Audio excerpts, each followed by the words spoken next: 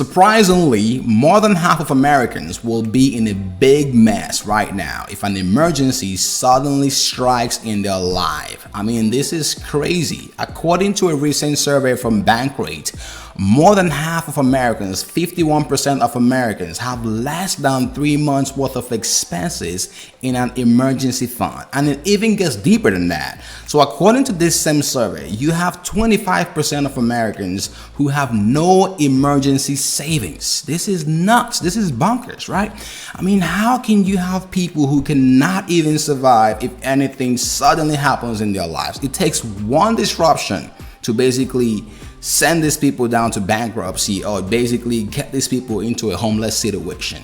So this is crazy. And if you belong to the Americans who have no savings or less than 3 months in your savings for emergency situations, you are not alone. So a lot of people are going through this, and in today's video we're going to talk about how you can set up an emergency savings, emergency fund for you and your family. So you got to secure yourself and your family. That's what we're talking about in today's video, and I hope you pay close attention and watch till the very end. If this is your first time to the channel, welcome. So right now you may be wondering, why is this a big deal? Why should I have an emergency fund? So an emergency fund, simply put, is a rainy day fund. So this is a fund that you set up for the unexpected, to protect yourself against the unexpected. And you may be wondering, what's the unexpected that could happen? Like I said, sudden things, life happens, right?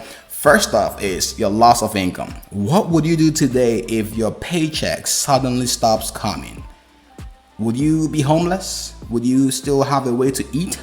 Would you still have a way to pay your bills? So what exactly would happen in your life today if you suddenly lost your income? Then some of the other unexpected that do happen is your source of transportation, your vehicle. So what happens when your vehicle breaks down, when your car breaks down, right? Suddenly you go out there and you need a new transmission. What would happen? Your tires go bust. What will happen, right? So can you cover a sudden trip to the ER?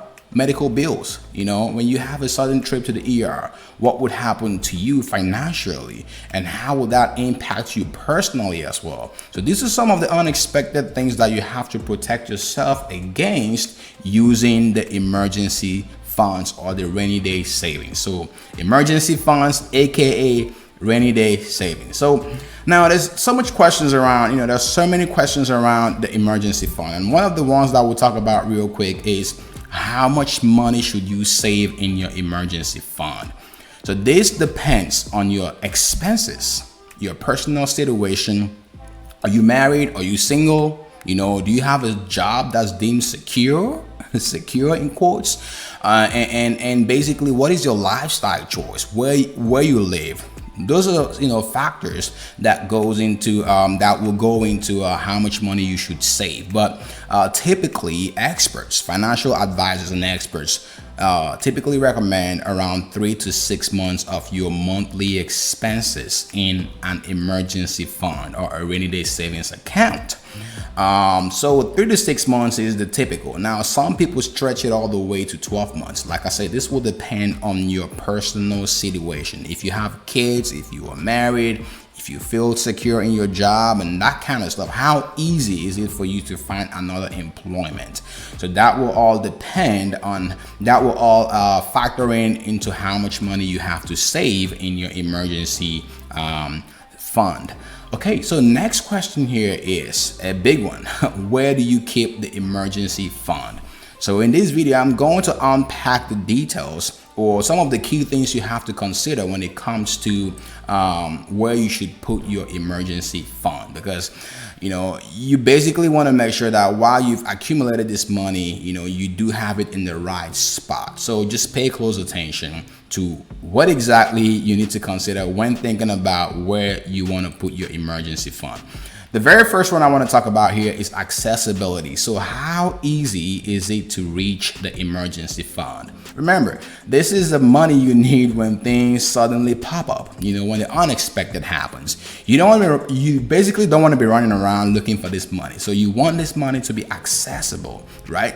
So that's the number one thing you got to consider is accessibility. Can I quickly get to these funds, and how easy is that? So next up here, the next thing you got to consider is liquidity.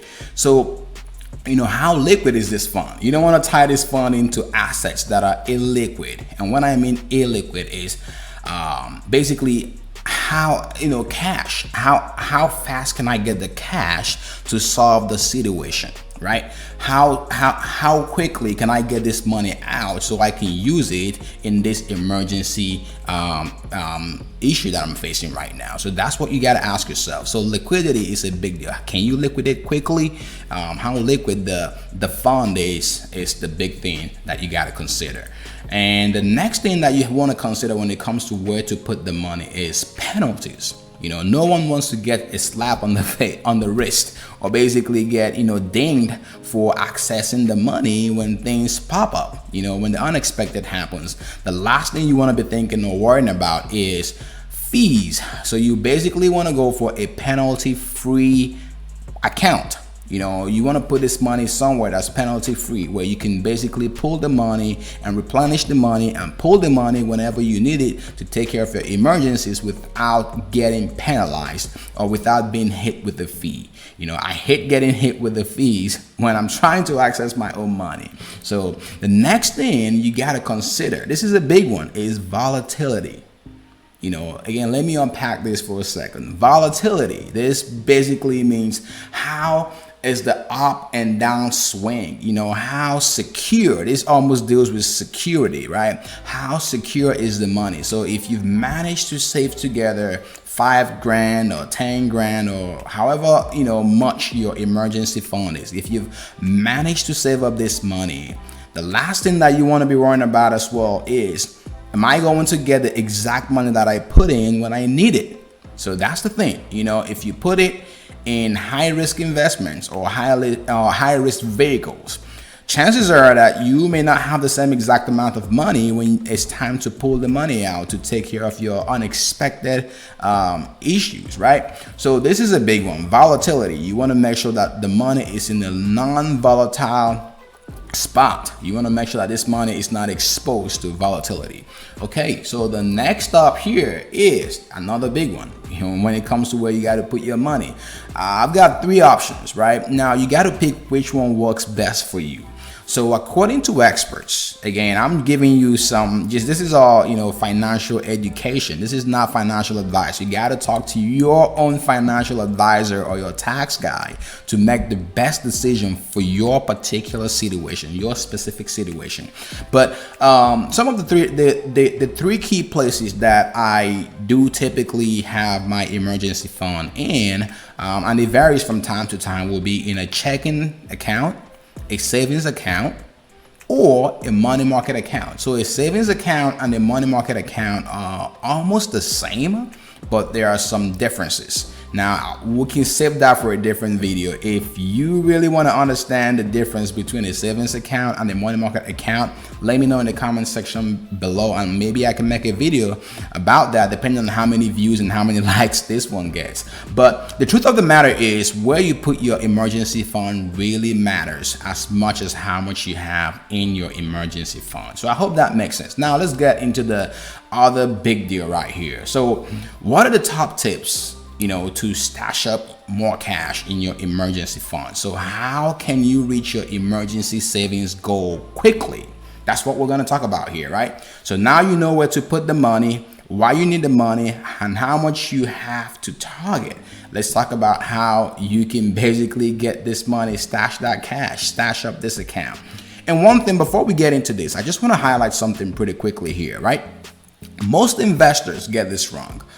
The very first thing that you typically want to do before you get into investing is make sure you have your emergency fund. So your emergency fund is one of the tools in your investing tool set. But unfortunately, most people do not see the emergency fund as a type of tool when it comes to investing.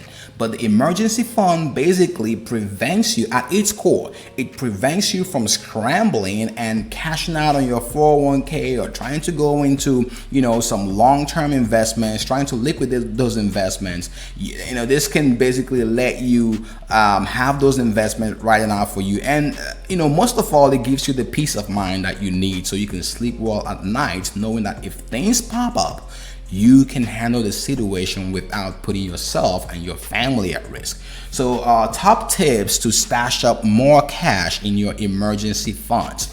The very first one, you got to get your mindset right? There needs to be a shift. And what do we mean by the shift that needs to happen when it comes to your mind? Your mindset matters a lot. You have to establish the right money mindset. So rather than thinking, I can't save for emergencies, you got to think, how can I save for emergency? So when you start thinking about how you can, make it work, it basically shifts you from a problem mindset to a solution mindset. And this is something that I've learned from many books out there, many financial books out there. So you got to shift your money mindset when it comes to saving for emergency. That's the first thing you got to get out of the way, hands down. That is the first thing. Now, once that's taken care of, the next thing you got to understand is you want to focus on opportunity cost. Simply put, opportunity cost basically means, in simple words, right?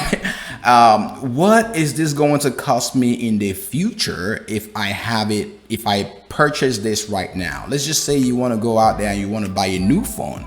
You got to ask yourself, if I spend $800 on a new phone versus $400 on a new phone, what will this extra $400 that I don't need to spend cost me in terms of long-term prospects of that money? So that's the opportunity cost. You got to ask yourself that, because the money you put in your emergency fund, depending on where you put it, in a savings account, in the money market account, it could have some growth, and you could lose out if you don't save properly.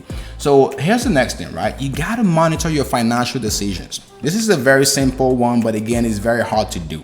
Right? So you got to monitor, you got to track your financial decisions, your big ticket items, where exactly is your money going, and you also got to figure out where your money is not going. So this is a very simple one, but like I said, it's very hard to do for most people. So not only do you know where your money is going, you have to understand where your money should not be going, or where your money isn't going. So most times your money isn't going to savings, it's going to expenses. So next up here is another important one.